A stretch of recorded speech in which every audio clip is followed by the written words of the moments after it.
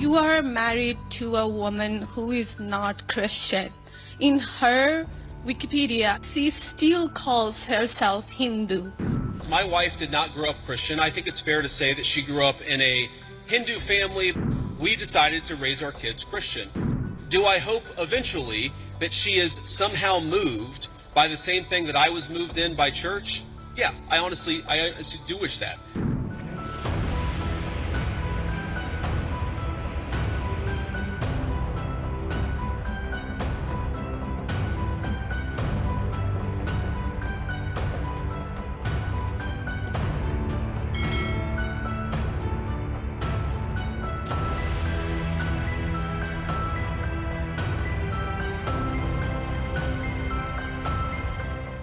What I want to ask is, Okay. You are married to a woman who is not Christian. In her Wikipedia, I just looked that up. I don't even know what her faith was. I didn't know this before. But she still calls herself Hindu. You are raising three kids in cultural, racial, religious household.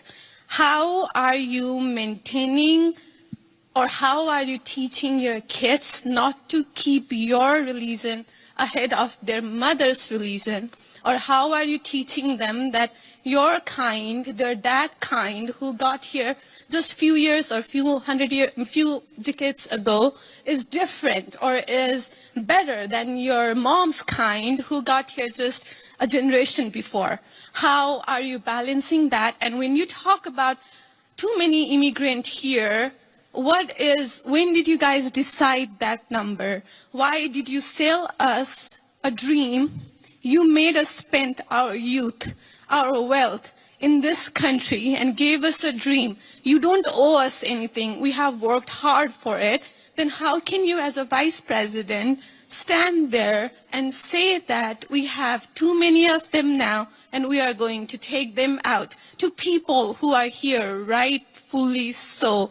By paying the money that you guys asked us, you gave us the path, and now how can you stop it and tell us we don't belong here anymore? And one more thing. Do you have to There's be... a lot there. I don't know if I'm going to remember all this, but I will try. I'm sorry. I had to say all of this, and please take it with due... I'm saying all of this with due respect. Go ahead. Please. I have no intention of causing a scene here or anything, but... We're not close to causing a scene, don't worry.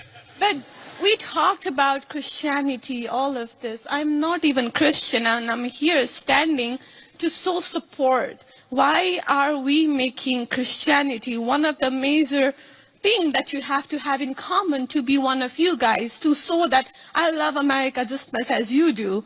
Why is that still a question? Why do I have to be a Christian? Okay, so there was a lot there, and I'm going to try to respond to as much of it as I can. So on the question of immigration, so first of all, I can believe that we should have lower immigration levels, but if the United States passed a law and made a promise to somebody, the United States, of course, has to honor that promise. Nobody's talking about that. I'm talking about people who came in violation of the laws of the United States of America, and I'm talking about in the future reducing the number of people. Sorry, what? Can I continue on that? Because when you just said you are not stopping with the people who came here legally, right? But you are pushing out policies that hurt us. And these policies are not even solving the problems. These policies are just creating chaos. Ma'am. Okay, so again, I'm gonna finish answering the question, and then if I've answered all 9 of your questions in less than 15 minutes, then we can keep on going. We got to have a little fun, right?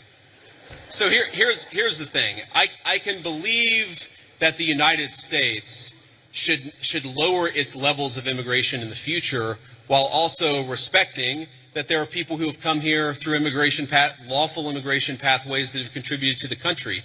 But just because one person or 10 people or 100 people came in legally and contributed to the United States of America, does that mean that we're thereby committed to let in 1 million or 10 million or 100 million people a year in the future? No, that's not right. We cannot have but I'll go ahead and finish. We cannot have an immigration policy where what was good for the country 50 or 60 years ago binds the country inevitably for the future. There's too many people who want to come to the United States of America, and my job as vice president is not to look out for the interests of the whole world. It's to look out for the people of the United States. Now,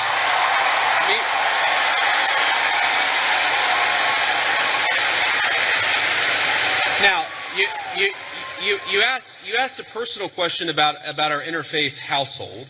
And yes, my wife did not grow up Christian. I think it's fair to say that she grew up in a Hindu family, but not in a particularly religious family in either direction. In fact, when I met my wife, we were both, I would consider myself an agnostic or an atheist, and that's what I think she would have considered herself as well.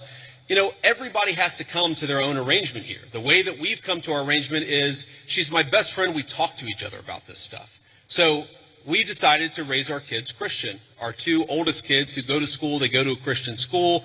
Our 8-year-old did his first communion about a year ago. That's the way that we have come to our arrangement. But, thank you. My 8-year-old was also very proud of his first communion. Thank you, guys. I'll tell him that Old Miss wishes him the best. But I think everybody has to have this own conversation when you're in a marriage. I mean, it's true for friends of mine who are in Protestant and Catholic marriages, friends of mine who are in, atheist and Christian marriages. You just got to talk to the only advice I can give is you just got to talk to the person that God has put you with, and you've got to make those decisions as a family unit. For us, it works out. Now, most Sundays, Usha will come with me to church. As I've told her, and I've said publicly, and I'll say now in front of 10,000 of my closest friends, do I hope eventually that she is somehow moved by the same thing that I was moved in by church? Yeah, I honestly do wish that, because I believe in the Christian gospel, and I hope eventually my wife comes to see it the same way. But if she doesn't, then God says everybody has free will, and so that doesn't cause a problem for me. That's something you work out with your friends, with your family, with the person that you love. Again, one of the most important Christian principles is that you respect free will. Usha's closer to the priests who baptized me than maybe I am. They talk about this stuff. My attitude is you figure this stuff out as a family, and you trust in God to have a plan, and you try to follow it as best as you can. And that's what I try to do. I want to make a final point. So I don't want to cut you off. I want to be respectful to all the people behind you in line. But I want to make this point about immigration, okay? If you ask the question, what is the exact right number of immigrants for the United States to let in, it is just very specific on the context. If you go back to the 1920s, the United States passed an Immigration Reform Act that effectively cut down immigration to close to zero for 40 years in this country. And what happened over those 40 years? The many, many people who had come from many different foreign countries and different foreign cultures, they assimilated into American culture. And there was an expectation that they would assimilate into American culture. I think we have two problems in our immigration system today. And my guess is you're probably a slightly more leftist political persuasion, liberal political persuasion, maybe not. But here's the thing.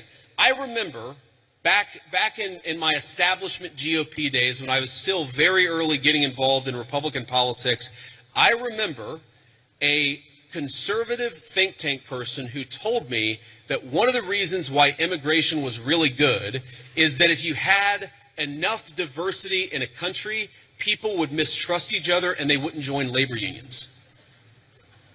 Okay? So when I see a lot of left-wing people who theoretically support organized labor saying we need to flood the country with a limitless number of immigrants, they're unwilling to set any limitations on it. My response to that is you are destroying the very social trust on which American freedom and prosperity was built. And that is really important to me. So the honest answer to your question, what is the exact number of immigrants America should accept in the future? Right now, the answer is far less than we've been accepting. We have got to become a common community again, and you can't do that when you have such high numbers of immigration, which is one of the reasons why we have the immigration policy we do.